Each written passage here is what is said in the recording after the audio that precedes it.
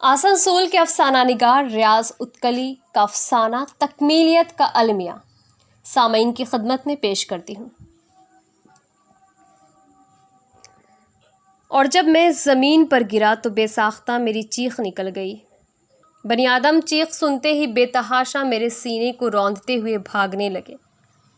मैं उन लोगों को जितना पुकारता वो उतना ही भागते थे। मैं मुसलसल घंटों पुकारता रहा लेकिन मेरे करीब कोई नहीं आया। पौ फट रही थी और जब सूरज नमूदार हुआ तब मुझे कुछ सुकून हासिल हुआ। मैं सूरज से मिन्नतें कर रहा था, मुझे यहाँ से ले चलो, मैं इस दुनिया में नहीं रहना चाहता, मुझे तुम यहाँ से ले चलो। सूरज मेरी बातों को सुनकर मुस्कुरा रहा था। रफ्ता रफ्ता मेरी सेहत ठीक हो गई और तब मैंने अपने आप को फ़िज़ा में उड़ता हुआ महसूस किया। चंद लम्हा बाद मैं खला में पहुँच गया। वहाँ पहुँचते ही मेरा वजूद छोटे छोटे टुकड़ों में तब्दील हो गया।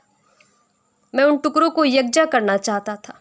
सूरज को ये बात नागवार गुजरी और मैंने अपने आप को गिरता हुआ महसूस किया। पलक झपकते ही मैं ज़मीन पर गिर पड़ा।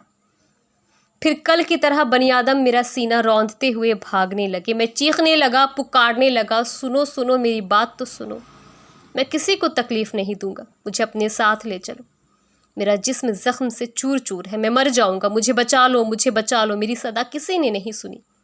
मैं उसी जगह ज़मीन पर पड़ा कर रहता रहा। शायद कल की तरह सूरज फिर मेरी अयादत को आए। नहीं, वो धोखाबाज है।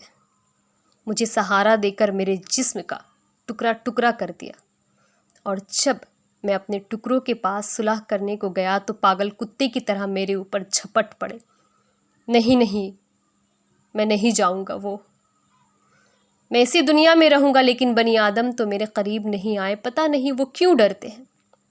कुछ ही देर बाद चारों तरफ सन्नाटा छा गया, यहाँ तक कि आज सूरज भी नमूदार नहीं हुआ। शायद वो मेरी बातों को सुन चुका था।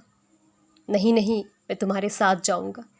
बनी आदम तो मेरी बातों को सुनते भी नहीं। मैं खला ही में रहूंगा, मुझे ले चलो, मुझे ले चलो। मैं चिल्लाता रहा, सूरज को पुकारता रहा, लेकिन सूरज बादलों की ओट में छुप कर मेरी बातों को सुनता और मुस्कुराता रहा, लेकिन मेरे करीब नहीं आया। मेरा जिस्म अब भी ज़ख्मों से चूर चूर है, जिस्म लहूलुहान हो गया है, चारों तरफ खून ही खून नज़र आ रहा है। मैं खून में लथपथ ज़मीन पर पड़ा अपने किए गुनाह की सज़ा भुगत रहा हूँ। शायद अब कोई नहीं आएगा।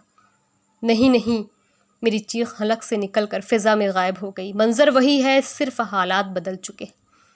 अब ना ही मैं चीख रहा हूँ और ना ही किसी को पुकार रहा हूँ, बल्कि उन लोगों की बेवकूफ़ी पर कहकहे लगा रहा हूँ, मुसलसल कहकहे लगा रहा हूँ। वो लोग मेरे जिस्म पर चमकते हुए खलाई ज़र्रात को देख रहे हैं और बेतहाशा भाग रहे हैं और मैं खून में लथपथ कहकहे लगा रहा हूँ।